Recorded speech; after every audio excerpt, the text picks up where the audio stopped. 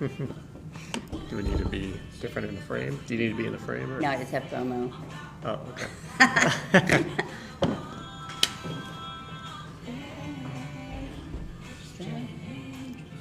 Do we have to dance now?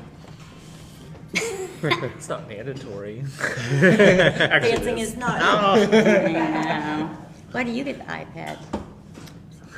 Hello, everyone, and welcome this going? to HumpDay Exchange. Our special guest today is Chris Fowler, and he is running for Oklahoma House District 91. Chris, how are you today? I'm doing fantastic. How are you? Perfect. Can you tell us a little bit more about yourself? Yeah, well, as you said, my name is Chris Fowler, and I just retired from the Air Force last year after 20 years of service, right out of Tinker, and was intending to take an educational break as I completed my master's last year, and then I had hoped to cross over into IT or some sort of computer science related thing and continue my service either at the federal, state, or even local levels. But, you know, given the events, you know, of the past year, especially post-election, I felt that I had to step up and serve in a different way. So while I'm still a full-time student today, the majority of my time is spent, you know, being a dad to my girls first and foremost, but then also, you know, launching this campaign and getting active and talking to our neighbors and learning more and more about the district.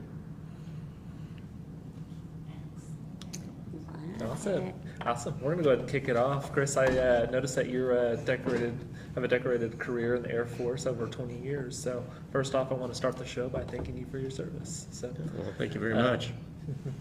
My pleasure. Now, with that experience in the Air Force, can you tell us how that prepared you for this role if you're elected? Absolutely. Well, the first thing is stress management, I would say, in some of the missions. But that aside, consider my role in the last 10 years. I was a senior non-commissioned officer during that time, and that would culminate in a couple of key, you know, duties off the jet, which would be operations superintendent as well as senior enlisted leader. Now, what's that mean? Well, especially as a senior enlisted leader, your job is to be visible in the unit. You know, go out to where your airmen are, learn about their families, and then understand what's going on in their lives. Because, you know, in that line of work, you need to be pushing people to be ready, but you also need to be supporting them. You need to find out what works for them in the unit and what doesn't work, and you need to be able to fix those problems and follow through. And sometimes that means you have to fight a little bit for it, right? Because you might be sitting across the table from a peer from another unit, arguing over resources, right? Arguing over what the best way forward is, or telling your commander that, in their words frequently, is the baby is ugly, right?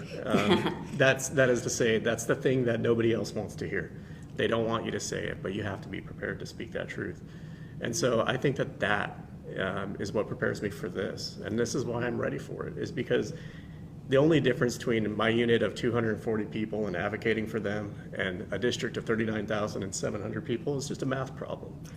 You know, so I'm still going out there. I'm still trying to understand what's going on in people's lives, what's impacting them the most, and how we can move this state forward, and how we can do it sitting across the table, arguing over fundamental differences with folks, and building those relationships to move forward. Having some audio issues. Can you get that little mic over a little bit more? Make sure it's on. Oh. 1 second. I saw y'all say it. Audio is terrible. So we're going to try to pause for just a second. Fix it. I thought. Should we move this microphone forward or anything? I see it's attached by wire, but. How does it sound on TikTok, you guys? I don't know. Is that better? Is that better? Facebook, is that better? Can you hear okay? Hello? Sean Day, can you hear? Cannot hear, Pam says. Can't. Here, I got back that microphone. Okay, you got back. Oh, okay. Let's Good. swap. Let's do it. Yep. My bad. No, my bad. Guess what I didn't hit? I'm not telling you what I did, so I don't hear but suffice it to say it is me. Is that better? Can you hear us now? Radio check. Yep. Is that better? Yep. Radio Yep. check. Radio 1, 2, check. 3. Nope. No. Hello. Hello. Is it their volume or something? Can you hear okay on Facebook? Sorry, TikTok, Can you hear? they're just Can you checking hear? Not Facebook. good, they said. Still not good? Alright, let's try All that right. one. You said go back up. Yep, have it back up. We got back. What? That's really weird. This is the fun one that Tiffany bought us too. I'll have to figure it out. Alright, we'll figure it out. Oh, we can't use that one though, because it's not alcohol. Okay, Oh, it doesn't, no. flip-flop around to, Let me see if I move you a little closer. Alright, it still didn't do anything? now, one of y'all speak for me. Hello. Radio check. Radio Hello, check. Hello. Chris, say something. Hello. Can y'all hear that okay? Yes. Okay, perfect. All right. Sweet. No. Back on course, Bear. All right. Glad you explained that. Did we need to Piper. go over that again, or? I was like, maybe. A little distracted now. You know, Sorry. You got shiny things and it's all good. I could recap briefly if you would like, but Need a sound person, it sounds like. right? Oh, goodness. Go right ahead. Okay. I'm sorry, you guys, I don't mean to. No, but yeah, Elizabeth, did you want to take over? Have anything? So one of the things, I'm gonna see your card real quick. So one of the things that we had also talked about, like with the transparency, you talked about healthcare. One of the things that I know that I had talked to you about was not only do our youth in school, like we thought, we talk about, physical health. So I come from wellness, right? Wellness is that physically, mentally, emotionally, blah, blah, blah. So how do you plan to execute that support with the children and our educators? Broadly, here's one thing I found out while I was knocking doors with a neighbor who is a mental health professional. Nice. And this is the value of knocking those doors, right? And understanding. She provided those critical counseling services to foster children. And what I found, though, is that because she's a private practitioner, Sooner Care actually cut her out of the network. So what happened is that those kids who are in this need, perhaps for even more mental health services and more intense services, are reliant upon state providers, like the actual governmental providers. And of course, that's going to create a backlog, and it's going to deny access to a lot of resources. And, why do that when we have all of these private practitioners that can still have it, right? So I'm thinking in terms of those are the kinds of barriers to mental health care, as well as other forms, the other forms of medicine as well. And that's something that can be directly controlled by the state. And I think we need to look at better ways to do that and to cut that kind of red tape and rethink those. Well, I feel like you kind of went like we need to work together, because it's the Department of, Human Services, it's the Department of Health, it's the Department of Mental Health and Substance Abuse Services, and I feel like there's so many tags. But it's also one of those, we need to encompass that, because there's so many people benefit from that. Not only the children, but our parents. We have to take care of our parents too, because they're taking care of our kids. Absolutely. So I love that. It's an entire system, and we need it. We need legislators who will look at it as a systemic level. Absolutely. Absolutely. Perfect. Gonna shift a little bit. So, Chris, the president is currently negotiating a deal with Argentina to import beef in an effort to cut high beef costs, taking that basically out of American farms. This decision could directly impact some of your constituents, very small sliver of your constituents, but that are local farmers. How would you support those local farmers and ensure that they can financially stable while also keeping beef prices affordable for your consumers? Yeah, like you said, there are perhaps a few small family farms in my district. I think it begins with listening to them first and foremost, to see how they're impacted by it. And once we understand that, we can figure out how to move forward. Now, one of those things, we always say buy local, right? What can we do to make sure that they are still being purchased locally and utilized locally, that's where I would start with that. But again, I think it begins with talking and learning and understanding more about that problem and how it's impacting them in our district. Yeah, that sounds good. I feel like that kind of curves into like the whole wellness thing of like the food insecurities and incorporating that into our public school systems right now. Absolutely, and I love that you bring up the food insecurity. You know, we're a state that has, our governor has denied the summer EBT program twice. Is it 3 years or twice in a row now? I believed it was twice. At least twice, okay. Yeah, and it is so short-sighted, right? Because if you only looked at it from a monetary perspective, Right. we would invest something like $5 million, but get tens of millions back in federal dollars. But we have to realize that it's not just money, right? These are children Yeah. being not fed over the summer. And, we have great examples here in Oklahoma of some of our tribal partners who have implemented this program. So it's not like we have to look very far for good examples of good governance. Correct. Yep. This is very high honor. And this is, What's that? What's this? well, it's like, when people clap or Oh, like, okay, fantastic. You know, like, yeah, we're like, slay, Like little slay. well, good. I'm I glad now. gotta keep up with the lingo. Yeah, we'll get you good by the end of this. I didn't know if it was code for something bad. So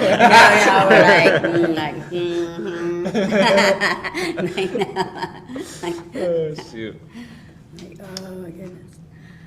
Got a few more questions for you. So I want to touch on the low voter turnout. Oklahoma has a really high lower turnout, roughly about 53% from what I did my research on. it's higher than I expected. Yeah, true. Why do you think that is, and how do you plan to reach those who are not registered to vote or have not previously voted in election years? I love that question.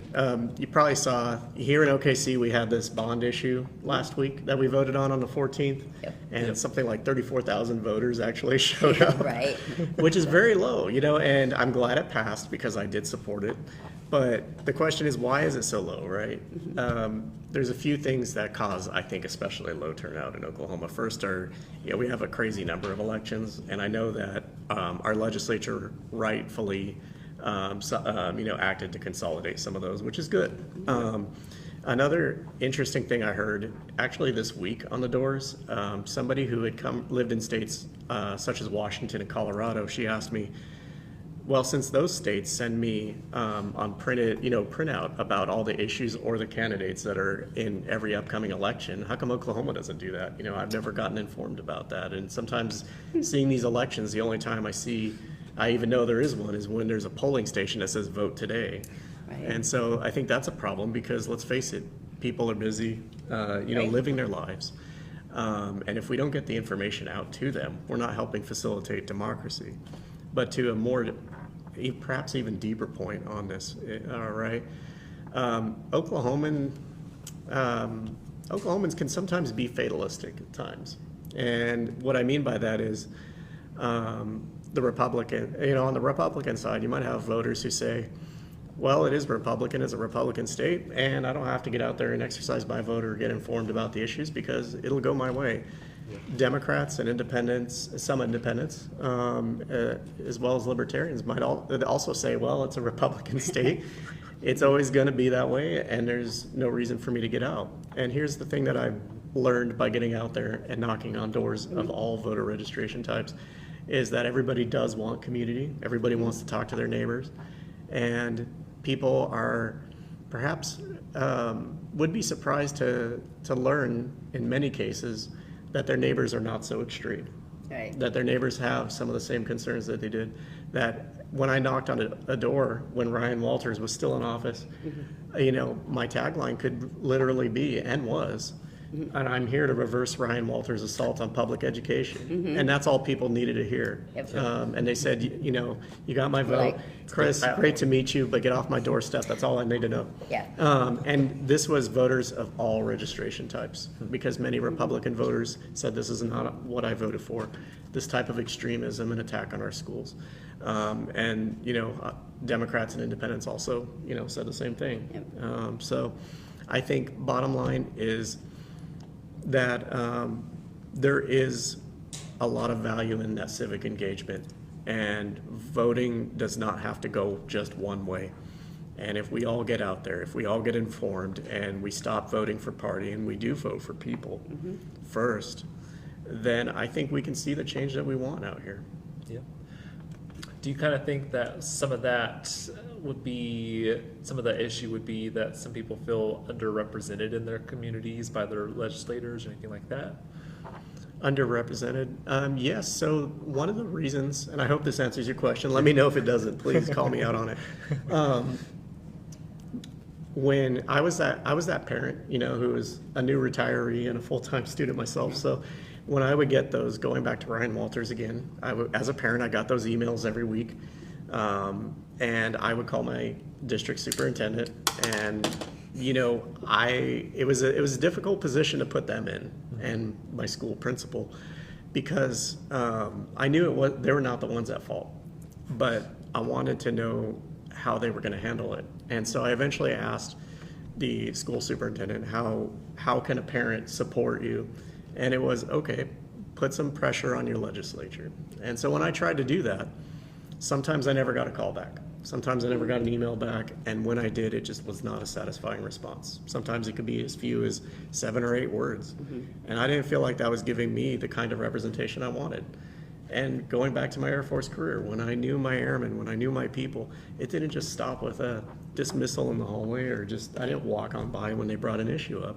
And so that upset me, and I think that we can and should expect more from our representatives in any elected official. Yeah, right. Yep, I think that answered mine. I know, like, You did it great. yay. Let me start talking. I kind of went off of their profile earlier. So I'm kind of going to go back to with the mental health is my thing. So mental health and substance use, it's the field I work in. I've got 18 years of sobriety. I think Congratulations. Thank you. It's a lot of work. You know, and I try to like praise on that too. However, our services are continuing to get cut. And so we don't have, they're not cuts, they're non-contract renewals. So if your entire agency is based on those contracts and then they didn't renew the contract, then now your agency's out.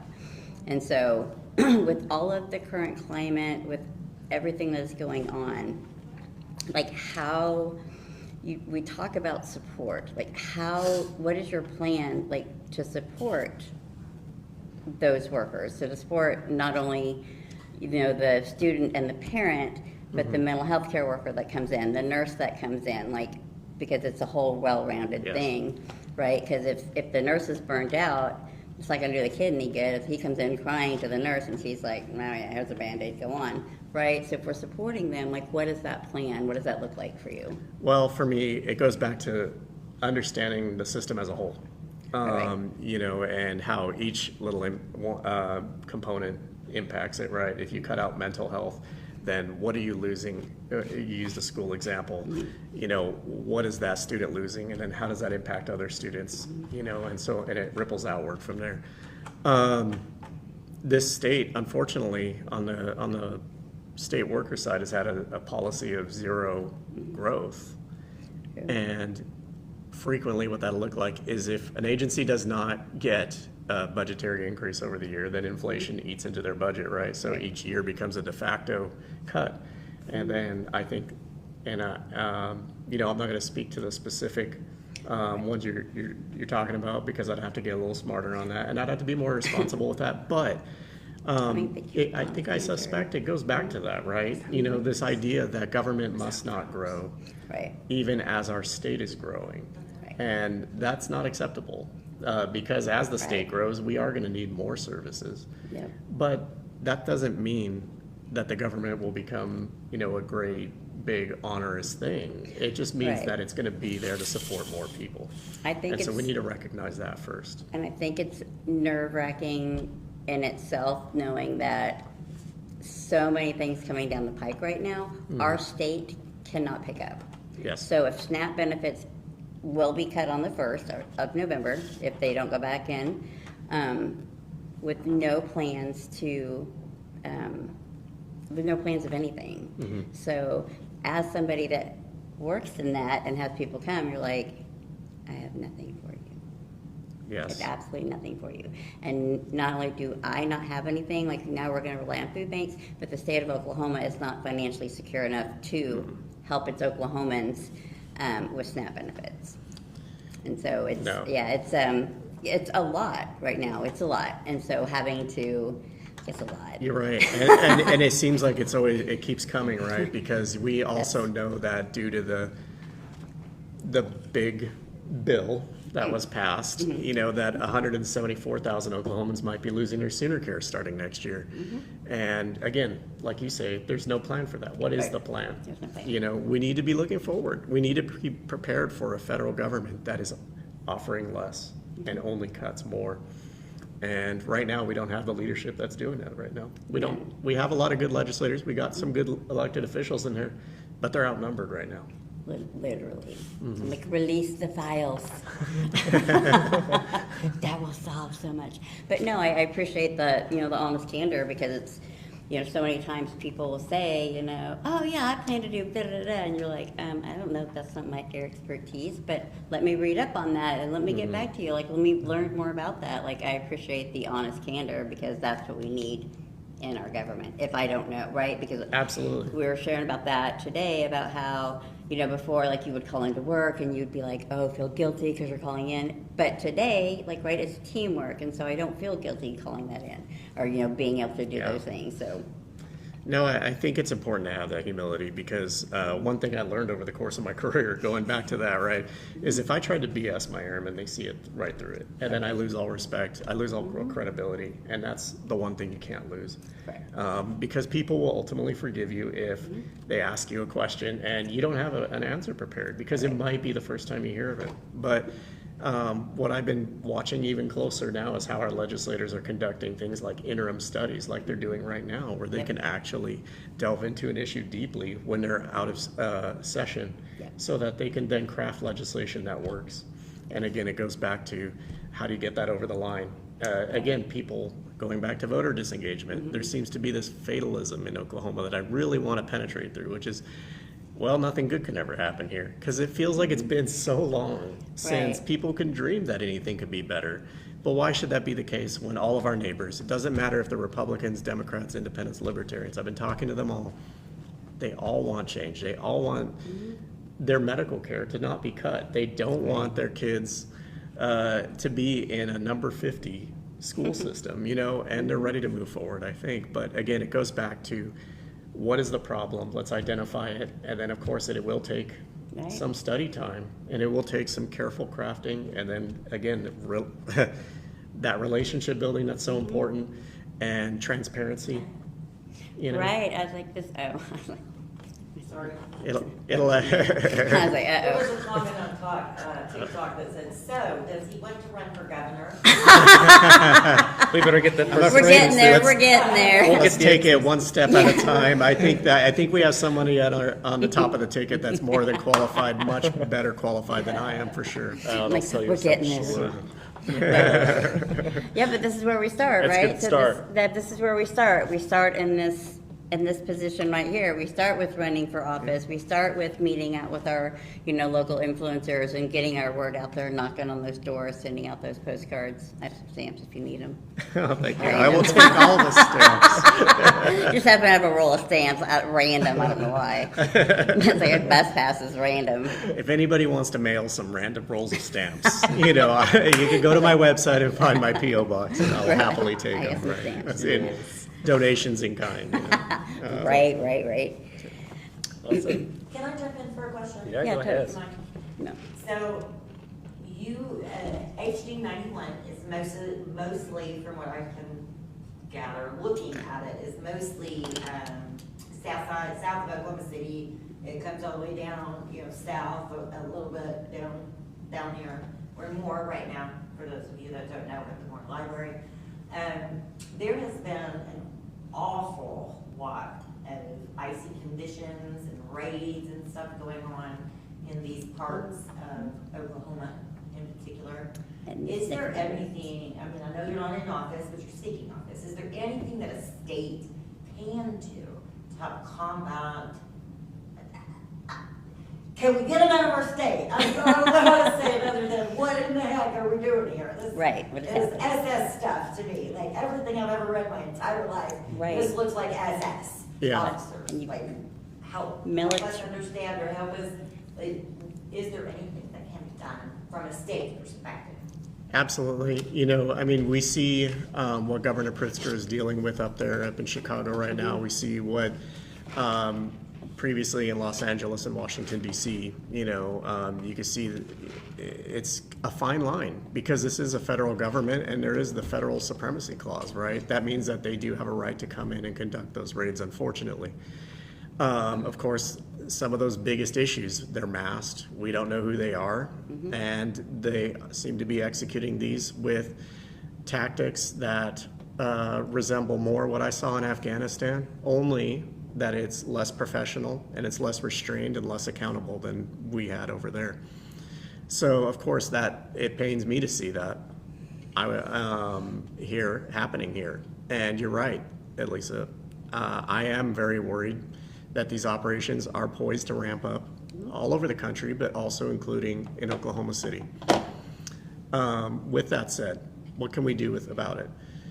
Well, for one thing, I think that our state law enforcement should not be coordinating with federal authorities to,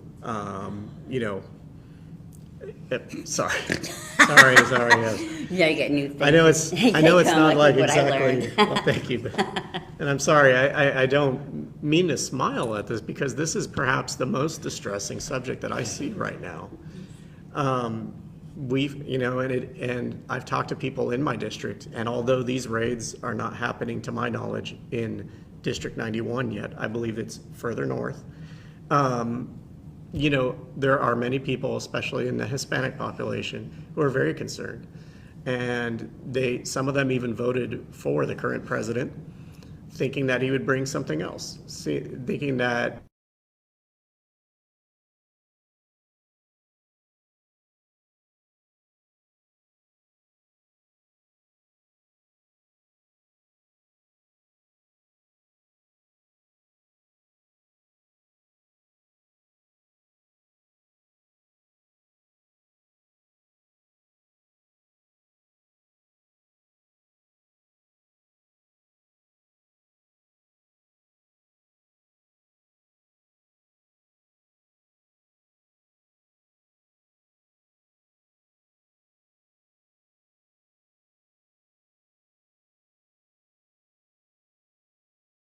On Facebook, now we're friends on Facebook. Do what? looks like this is back, Okay, maybe. it's going. Okay, good. It's moving. Sweet. I took it off the yeah. Wi-Fi, so it's probably Okay, gotcha. Oh, okay, this is, oh. Yeah, keep tapping, give us some views. There okay, you are. so this Okay. one's going on low battery for IG. Okay. That's fine.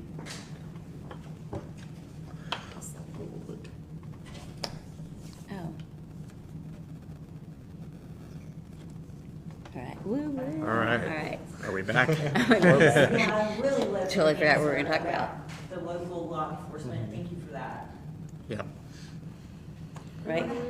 Yeah, I'm gonna move on to our schools. You said that you want to end politicization of our schools, which I agree with. What does that process look like to you to ensure that we can put the decisions back into the hands of our teachers and parents of the children?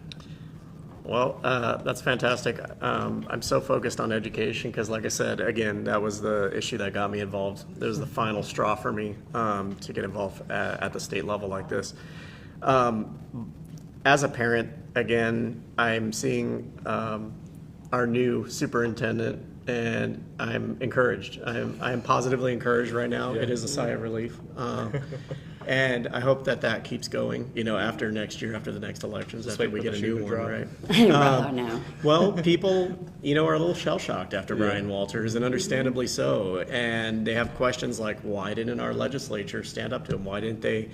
I believe that he had met at least 3 out of the 5 triggers for impeachment, for one. But even if not that, why not stop the procurement of the so-called Trump Bible, you know, that he was trying to get, or the social studies curriculum that he shoved through without even notifying his own school board?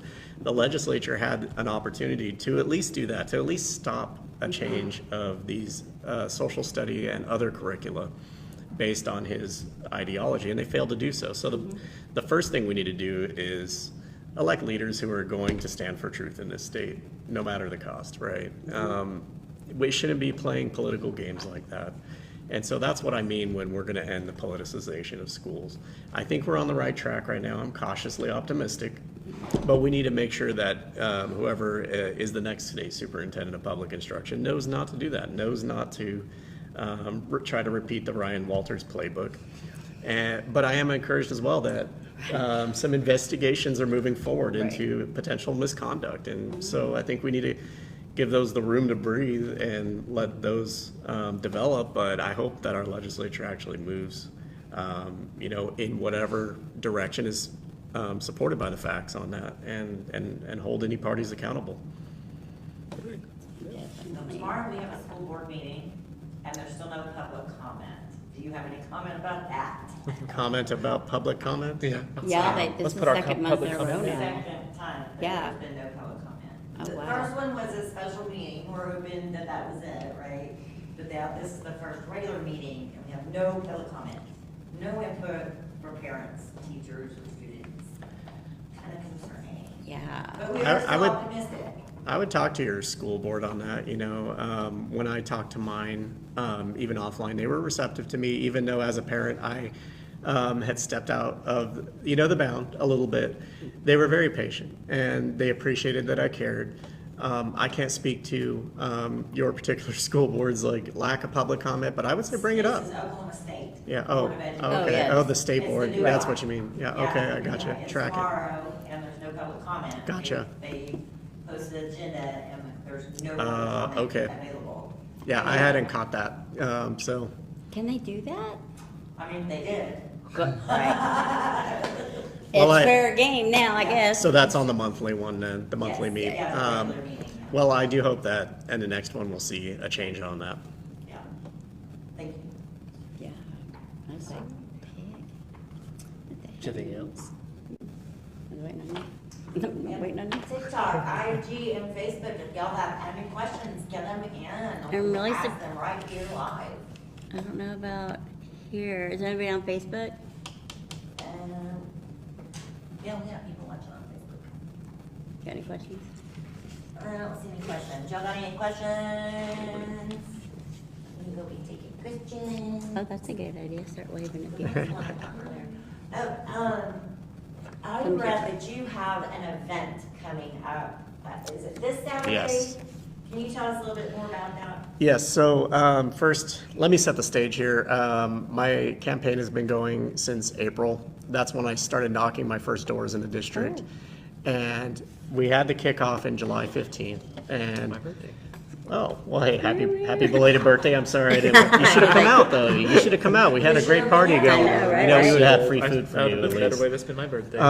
But July 15th was our kickoff, and I wanted to be able to prove that I had the potential to sustain this. And so I knocked well over 1,000 doors by that point personally. And since then, I've knocked thousands more. And the Saturday before last, we had our first day of action event where we opened that up to the community. And we had about 15 volunteers show up, and it was a great time. And all the feedback from it was that it was hugely successful, that the volunteers enjoyed knocking doors, that they enjoyed the kinds of conversations that they had. And in turn, they took such great notes that I was able to follow up with a lot of people in our community. Oh, nice. And that's really the value of it, is because the conversation doesn't die there with them. You know, I read every single comment. I read every survey response, and that helps me understand what's going on in the district. Because at the end of the day, while I wish I could knock every door myself, I know I can't do that. And so this Saturday at the White Buffalo at 10 a.m., we're going to meet up, and that's here in Southwest OKC. You can find out more on my Facebook page or any of my social media pages, and you can sign up on Mobilize.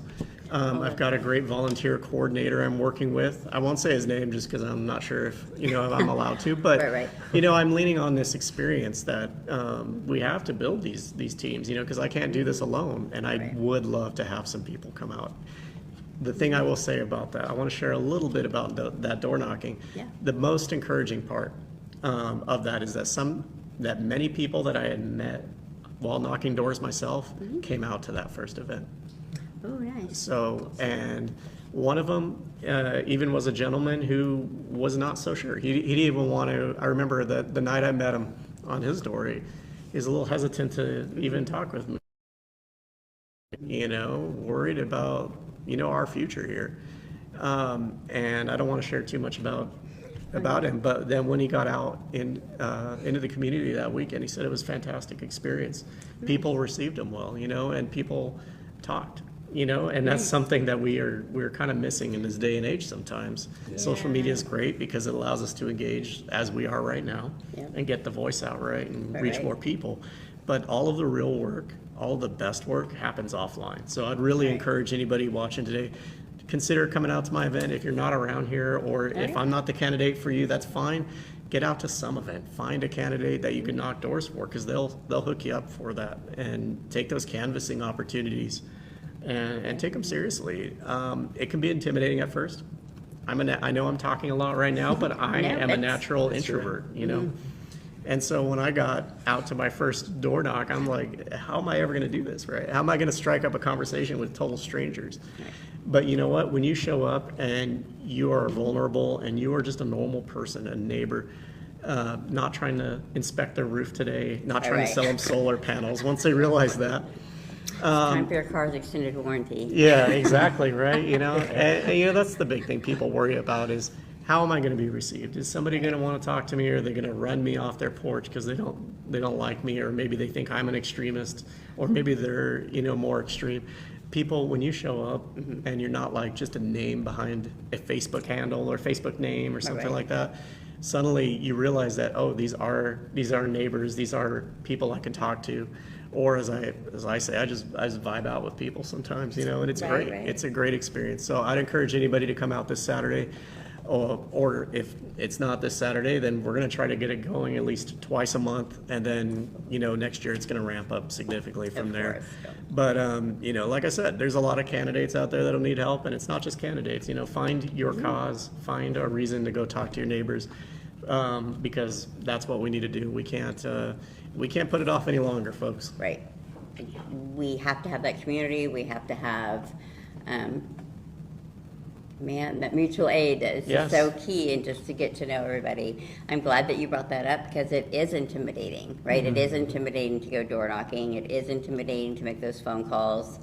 But it's kind of like once you do it, like I would always go with the buddy system. So I'd be like, okay, Michael, you and I are going to go knock doors, just because I'm big on the buddy system. But then that way, we're feeding off of each other with the questions, or have that spiel like, oh, have you heard of Chris Fowler? Blah, blah, blah, blah.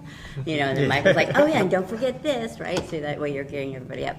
But getting to do that, I think is fantastic. And I love how you're like cheerleading, like, yeah, come out, and if it's not me, then find your person, find your niche, like find where you're going to fit in. What was that? The train. The more train. Like the real traps, like what?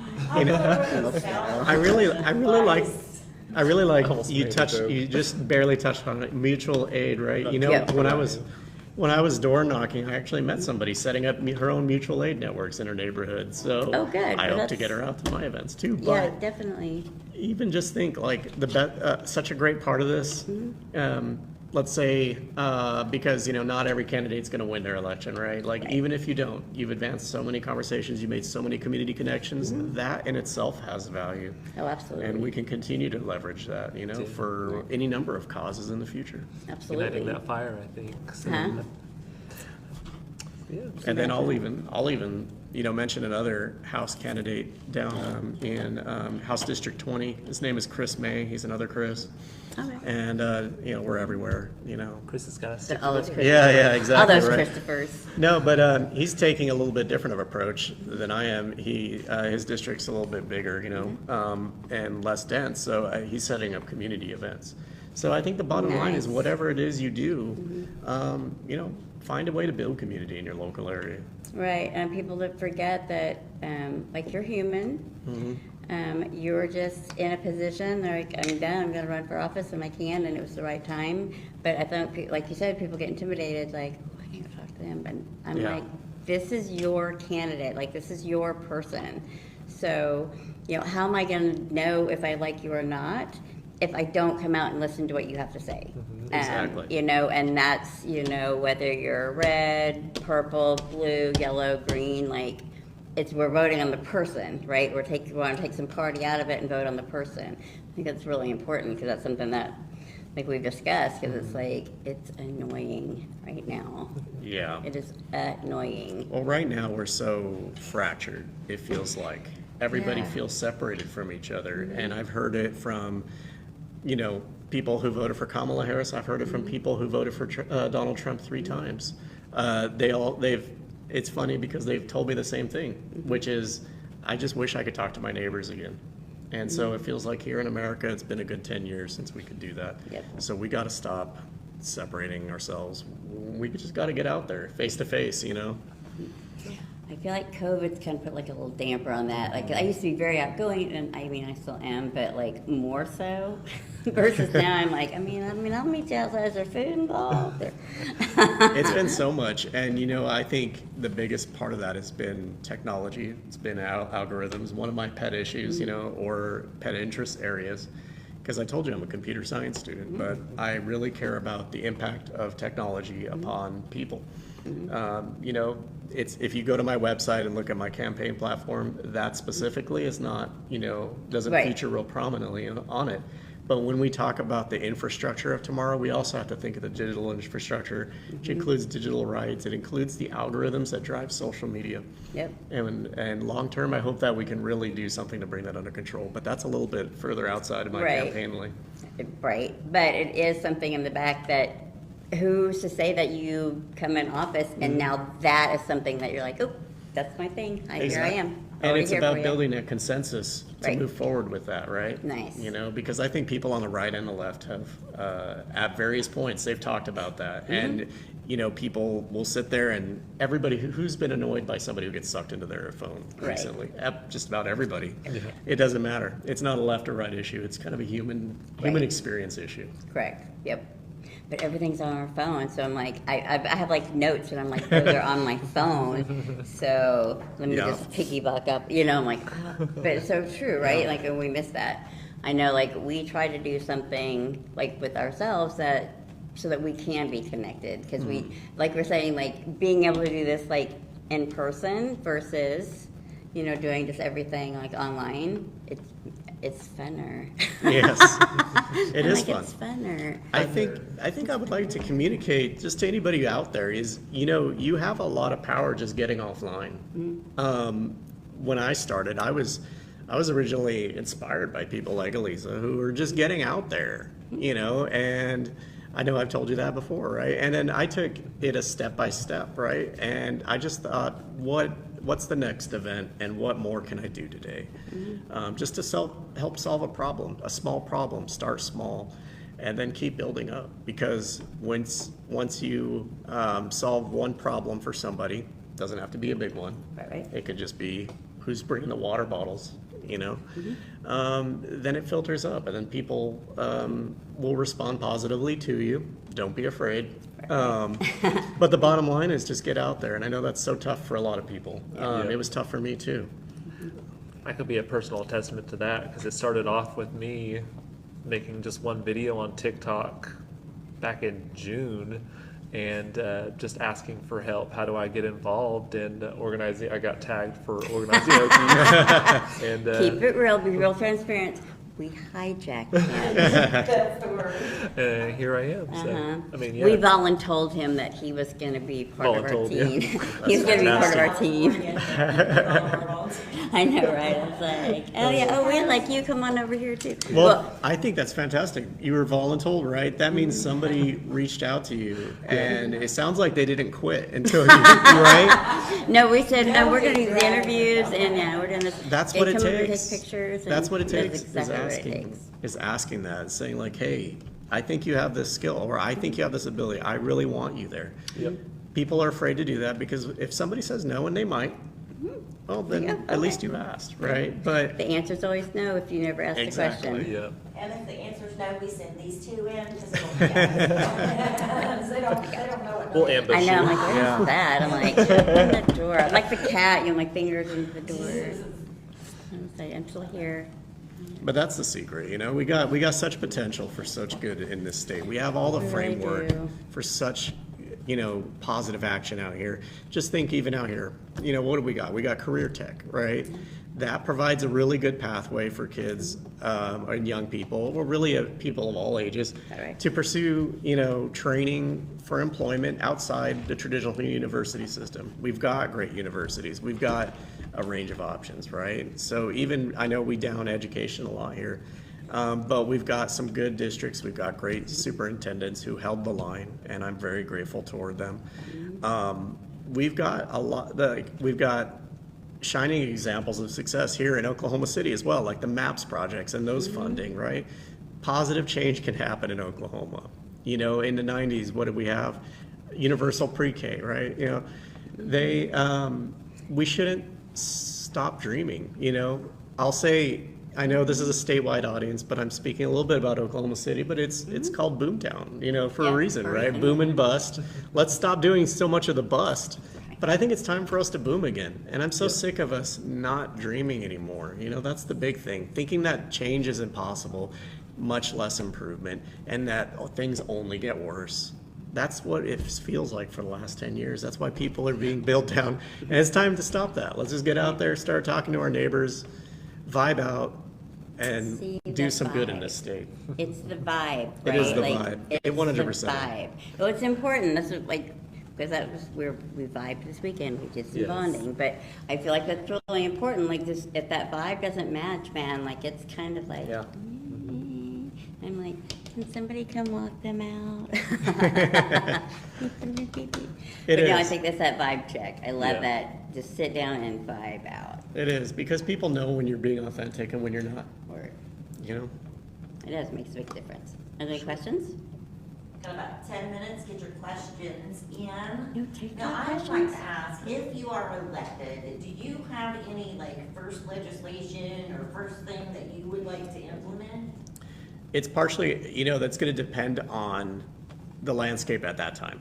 So it's still 13 months out. It's partially where are we as a state? You know, what is going to happen in the upcoming session? Some of the things, though, that I know are being studied,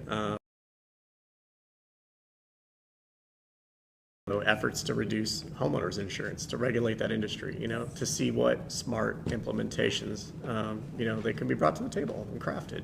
So I'm keeping a close eye on things like that. I'm also letting people know who are impacted by this, which is just about everyone in my district, you know, to call our current representative and our current state senator and tell them how to vote on it. I tell them this is where you can go read about it. This is who you can call. This is how you find their numbers, right? So I think what we need to do is get engaged in that process, bring more people into that engagement. For me, you know, it's about still listening, it's about learning, and you can find my platform on my website. I just revised it. It's on fowlerforok.com. That platform was based and revised entirely on community input. It's the culmination of all of these thousands of conversations I've had, all of the notes I've taken, because I take it immediately after I leave, so I don't forget it, so I can follow up, so I can say, what does this person think, and how many people are talking about these issues. I count these things up, and I need to get an idea of what the priorities are. And in this district, the priorities have been, in this order, education,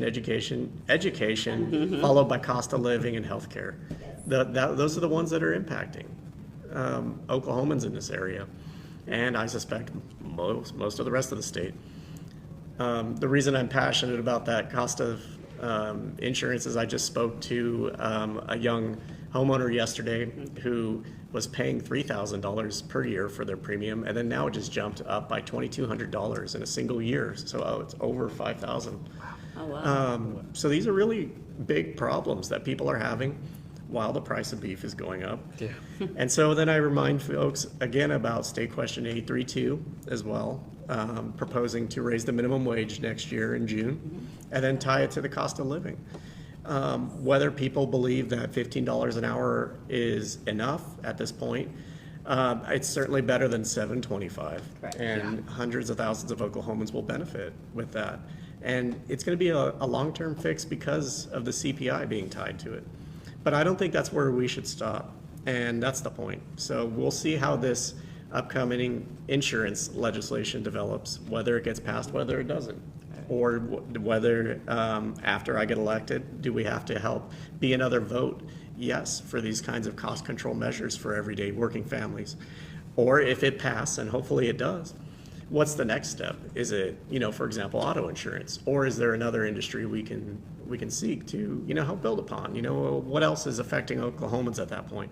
So while I don't have drafted legislation for day one right now, I just have to say it'll have to depend, and I just want to build on whatever will make life easier for Oklahomans for a change. All right.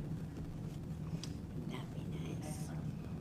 Yeah, because I know, so how the homeowners insurance, now, ACA, now we're not sure if health insurance. So I think we talked about this the other day. So if that lapses and we lose coverage, then now my personal insurance in my job will now also go up. I'm like, why? Yeah. I have copays on medications. I didn't have copays before. And this is part of why we get involved with our candidates, with our elected officials, because, we get to learn which candidates, so we have one representative, that prescription drug thing, that's her niche, that's what she's working on. So I'm able to be like, hey, this is what's happening in my neck of the woods. And then same thing, that the representative, that the Department of Mental Health is her thing. And so being able to go to the Capitol and meet with your officials, come out, volunteer with the candidate, get on Mobilize, do all the things that you said so that you can keep up with what's going on. Do you do any of the apps, the 5 calls or anything like that? Yeah, the apps that I recommend for everyone, of course, 5 calls is fantastic. All right. Keep using that. There's the Okla 60th. Have you heard of that one? Yeah, that one's totally. fantastic. Yeah. Yeah. The Oh. Okla 60th will allow you to. Okay.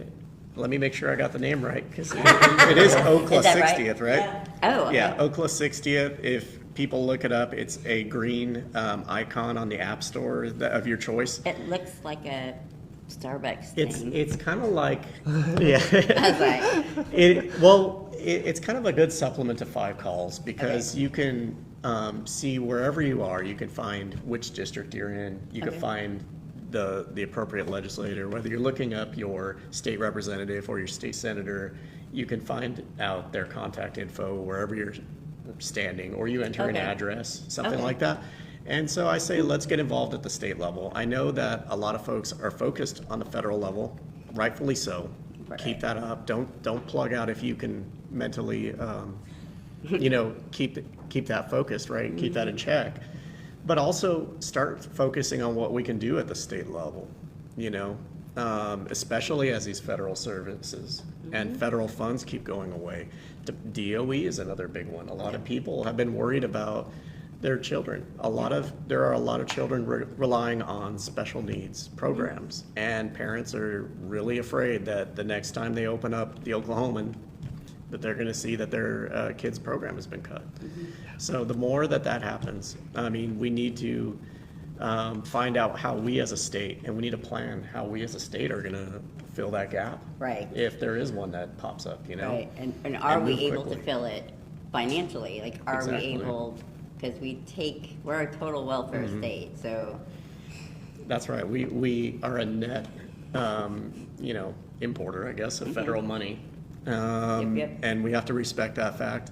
Yep. We also need to legislators also need to do the boring but very important work of figuring out where those the funds are coming from. Right.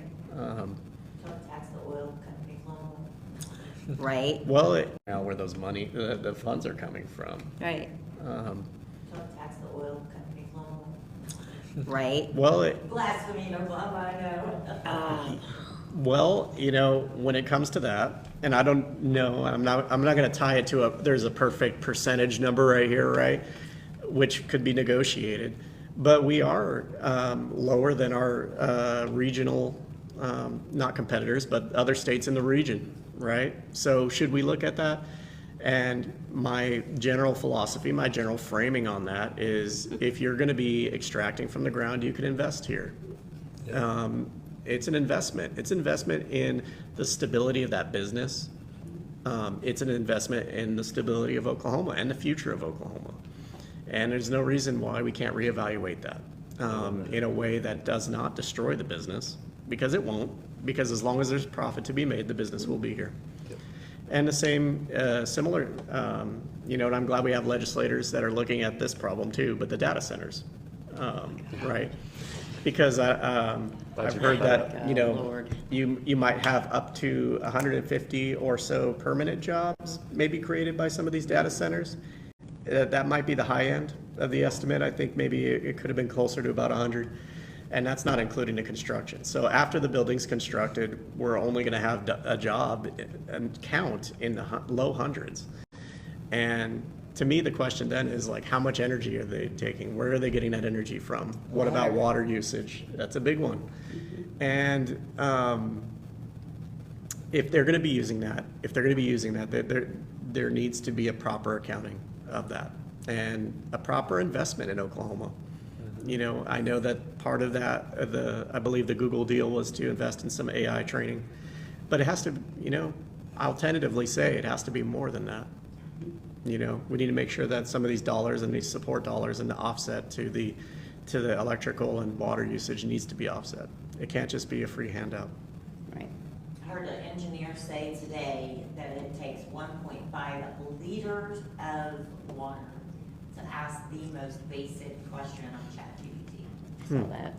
So if you ask it, what color shirt should I wear today, that's 1.5 liters of water to do that. Yeah. To find an answer. That's kind of frightening when you think about the number of people who are, using all Yeah. of the AI for all, and I'm guilty too. I fought it, but at some point, you cannot always rely on a human being to give you an answer at 3 o'clock in the morning. Now, I'm not Yes. gonna call anybody and say, hey. You up? Whatever it's going to get for me. Whereas I can, simply just ask a question, but hearing that today just has really got me thinking, about that. I mean, these data centers, it's not just about storing or being able to ask questions. This is storing preferences for like your Amazon accounts. Yeah. Storing preferences for your Netflix accounts. All of our data. And doesn't that kind of also make our data vulnerable to the Yes. So what is the solution from that side? Well, ideally, and I think that we lost our chance. We missed our chance on this about 10 years ago was the last time I recall a serious legislative effort at the federal level to rein in some of the excesses of the tech companies. It's not that I'm not a fan of technical innovation, because, I told you I'm a computer science student. That's the fulfilling of a 25-year-old dream for me, because that's what I really wanted to do. And what happened to our tech optimism? What happened to that, right? It goes back to, why are we not dreaming big here in Oklahoma? Technology is one of the core activities of humanity from the time we, started fire, right? So we shouldn't stop innovating, but we need to make sure it works for us. And the, unchecked algorithms, as well as, AI bubbles, frankly, because we're right in the middle of a bubble right now, by all accounts. And we don't know what's going to happen. It could be bigger than the dot-com bubble collapse. And if that happens again, that's going to be one more kick in the leg, at a time when we're losing those federal services, those federal dollars, and so much more. So, again, going back to systemic, holistic solutions, we need to plan better. Yeah. Yes. And we need to make sure that our technology works for people. Yes. Thank you for that. Yes. Michael? Sweet. I guess we're gonna wrap up the show. It was Wrap really it up. great talking to you. I want to see if you can remind people where to support you at and how they can support you. Yeah, you can find my website at fowlerforok.com. That's Fowler, F-O-R, OK.com. I'm also across Facebook, Instagram, and Threads with the same handle, Fowler for OK. Again, not the number 4. It's Fowler for OK. If you would like to sign up for any of these events that we got, they're posted via Facebook, Instagram, Threads, and there's always going to be a Mobilize link with that. Or you could go directly to the mobilize.us website, and you can probably search for my name and drill down there. And if you want to support in any way, especially like the most helpful way, if you can't come out to one of these events, even a small dollar donation helps, especially if you can afford a recurring one. But if people can't afford it because, again, you have to plan for everything else that's going on, I get it.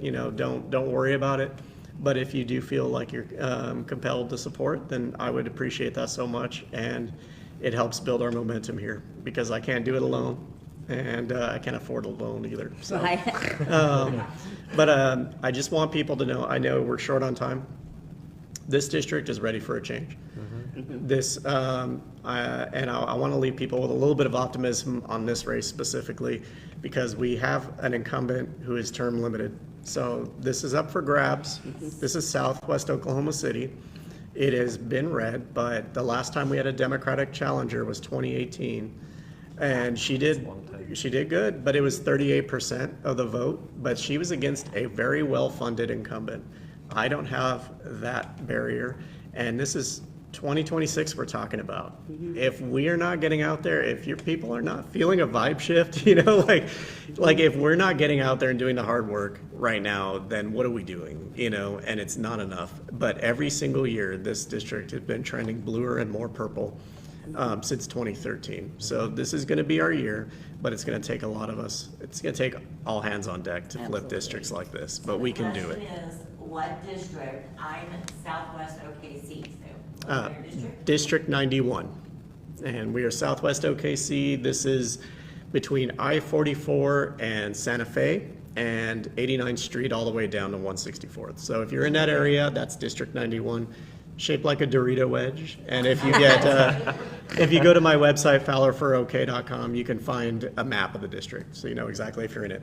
Oh, and sign up for email updates. So they think that is them, so. Oh, good. hopefully you, Awesome.